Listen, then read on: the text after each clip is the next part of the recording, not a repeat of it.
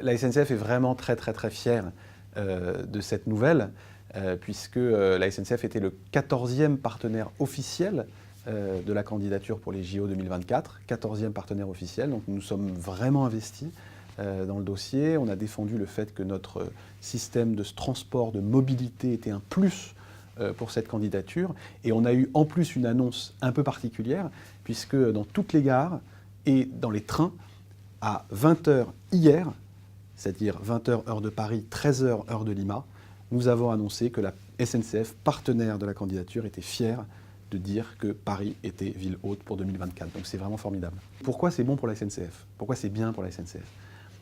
Moi j'y vois au moins 4 raisons. La première raison, c'est que dans ces moments-là, on est un groupe uni, conquérant, enthousiaste. Et ça c'est vraiment bien. C'est-à-dire que généralement, quand on est sur l'Euro 2016 ou quand on est sur la Coupe du Monde de rugby, et a fortiori quand on sera sur les JO, il y a un élément de fierté collective, et c'est vraiment sympa de sentir ça au sein du groupe. Et si on peut faire vivre ces sentiments-là pendant les 7 ans jusqu'en 2024, ce sera vraiment quelque chose de formidable. La deuxième chose qui fait que c'est bien pour la SNCF, c'est que en réalité, il y a une logique de business aussi. C'est-à-dire que les Jeux Olympiques à Paris, mais pas seulement à Paris, parce que ça va être France entière, vous savez qu'il y a des villes comme Marseille, Bordeaux, etc. qui vont être concernées. Les Jeux Olympiques, c'est aussi un surplus de business pour nous. Donc il faut qu'on soit à ce rendez-vous-là. C'est aussi du chiffre d'affaires en plus. C'est aussi des enjeux en plus. Troisièmement, nous avons un réseau d'athlètes formidable au sein de la SNCF. Il y a les athlètes qu'on connaît moins, il y a les athlètes qu'on connaît. Nous, 32 athlètes, on est la première entreprise de France en matière d'accueil d'athlètes professionnels. C'est très important pour nous.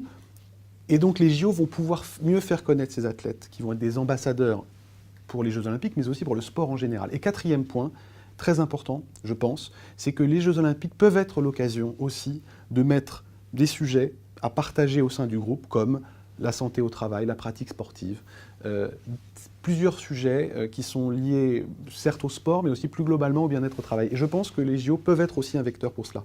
Donc pour résumer, en gros, ce partenariat SNCF-JO est un partenariat qui est bon pour tout le monde.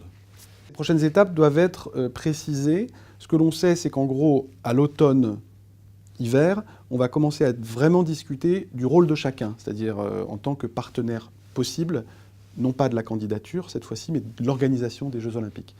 Ce qui est sûr, c'est que pour la SNCF, il faut d'abord que ça ne coûte pas trop cher et que ça ait du sens par rapport au business, par rapport à nos projets, et je pense notamment par exemple au développement au niveau territorial via Keolis, par exemple de solutions de navettes autonomes. Je pense notamment évidemment au développement de Charles de Gaulle Express, au Grand Paris Express, etc. Bref, il faut que l'inscription d'un éventuel partenariat de la SNCF pour l'organisation puisse être cohérente avec nos projets, avec le sens que l'on souhaite mener. Et puis évidemment, puisque il y a aussi évidemment une dimension humaine très forte, il faut que ça s'inscrive dans un programme et un projet de pratique sportive, de valorisation du sport, avec nos athlètes ambassadeurs, etc. Il y a vraiment les deux dimensions, mais je n'ai pas beaucoup d'inquiétude sur le fait qu'on y arrivera et qu'on trouvera évidemment des moyens de partir non pas sur un partenariat de candidature, mais sur un partenariat d'organisation.